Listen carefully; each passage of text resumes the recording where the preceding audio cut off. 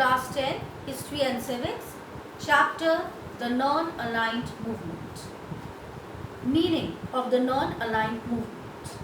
The strategy of the new independent states of Asia, Africa and South America to keep themselves away from the power blocks in order to protect their independence is known as non-alignment.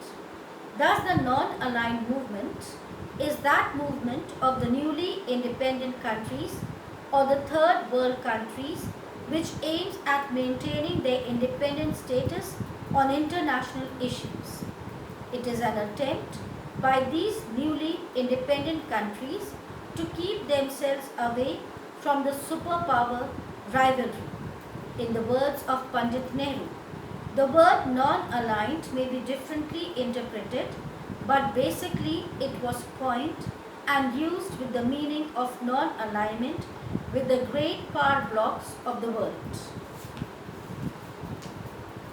The five principles or the Panchsheel formed the basis of the Bandung Conference, which was called by President Sukarno of Indonesia in 1955. About 23 Asian and 6 African countries took part in it.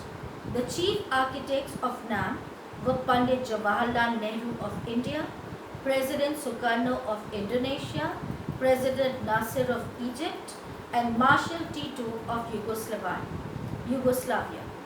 These countries, after discussing their mutual problems, came to the conclusion that the Asian and African countries should keep aloof from the international complications and should settle their disputes in the true spirit of the Panchsheel or true principles of coexistence.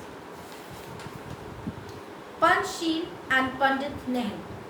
In 1954, it was Pandit Nehru who put before the newly independent countries the concept of Panchsheel or 5 principles of mutual coexistence. These were mutual respect for each other's territorial integrity and sovereignty, non-aggression, non-interference in each other's internal affairs, equality and mutual benefit, peaceful coexistence.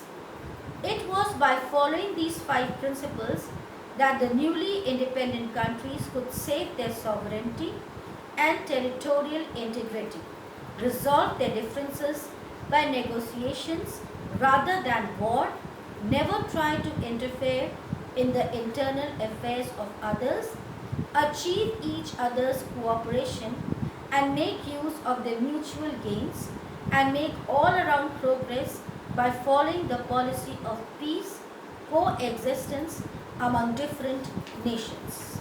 Here ends this chapter.